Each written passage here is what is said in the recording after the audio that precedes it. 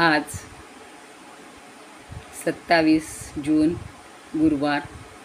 सर्वांना शुभेच्छा.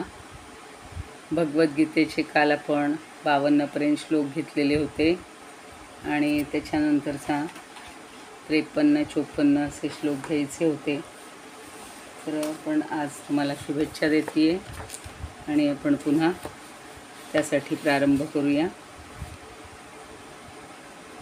वसुदेवसुतं देवं कंसचाणूरमर्दनं देवकी परमानन्दं कृष्णं वन्दे जगद्गुरुं.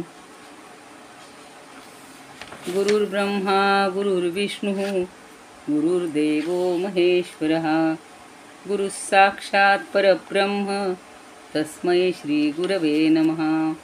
शान्ताकारं भुजगशयनं पद्मनाभं सुरेशं विश्वाधारं गगनसदृशं मेघवर्णं शुभांगं लक्ष्मीकान्तं कमलनयनं योगिभिर्ध्यानगम्यं वन्दे विष्णुं भवभयहरं सर्वलोकैकनाथं. यं ब्रह्मा वरुणेन्द्ररुद्रमरुतस्तुन्वन्ति दिव्यैस्तवैः वेदैः साङ्गपदक्रमोपनिषदैर्गायन्ति यं सामगाः. ध्यानावस्थिततद्गतेन मनसा पश्यन्ति यं योगिनो यस्यान्तन्न विदुःसुरासुरगणा.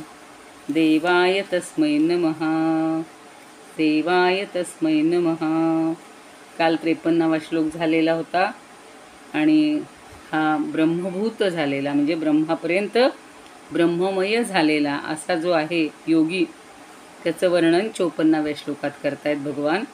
ब्रह्मभूत प्रसन्नात्मा न शोचति न कांक्षति समस्सर्वेषु भूतेषु मद्भक्तिं लभते पराम. आता ब्रह्मभूत म्हणजे ब्रह्मरूप झालेला प्रसन्नात्मा, तो कसा होतो? त्याचा आत्मा प्रसन्न झालेला असतो. आणि न शोचती, तो कधीही शोक करत नाही. आणि न कांक्षती म्हणजे कुठलीही आकांक्षा करत नाही, इच्छा करत नाही. शिवाय सर्वेषु भूतेषु, सगळ्या प्राणीमात्रांच्या बाबतीत त्याची समबुद्धी असते. आणि मद्भक्तिं लभते पराम, त्याला माझी भक्ती प्राप्त झालेली आहे.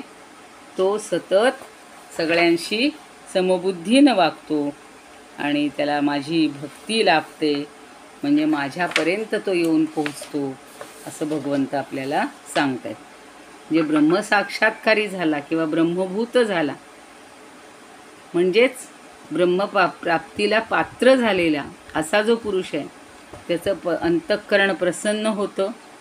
तो कोणत्याही गोष्टीच्या बाबतीत न शोचती, शोक करत नाही, कशाचीही अपेक्षा धरत नाही, आकांक्षा धरत नाही. आणि त्याची बुद्धी सर्व प्राणीमात्रांच्या ठिकाणी सारखीच झालेली असते किंवा त्याला श्रेष्ठ अशी माझी म्हणजे परमात्म्याची भक्ती प्राप्त होते. त्याच्यासाठी मी काही उदाहरणं सांगणार आहे. काही पुनरावृत्त होण्याची शक्यता आहे की आपल्याला एखादं उच्च स्थान प्राप्त झालं, उच्च ध्येय प्राप्त झालं की मग छोट्या छोट्या गोष्टींकडे आपण पाहत नाही. आता सगळ्यात जीवनातली सगळ्यात मोठी आणि उच्च गोष्ट कुठली आहे? तर ब्रह्मभूत होणे, ब्रह्मामध्ये आपण एकरूप होऊन जाणे.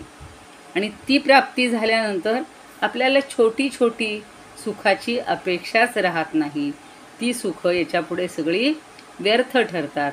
जसं आपल्याला मी सकाळी सांगत होते की एव्हरेस्टवर जायचं असेल तर एव्हरेस्ट गाठल्यानंतर आपण काही पुन्हा पायथ्याकडं बघून अरेच्या मी तिथंच इतका वेळ आधी होतो म्हणून दुःखही करत नाही. आणि वर पोचल्यानंतर अजून दुसरं काही मिळवायचं राहत नाही. आणि जे शिखर मिळवायचे, साध्य करायचे, तिथे आपण पोहोचलेले आहोत. तर अशी आता या श्लोकाची थोडीशी पार्श्वभूमी आहे. आपण समश्लोकी पण पाहिली असेल, पाहूयात.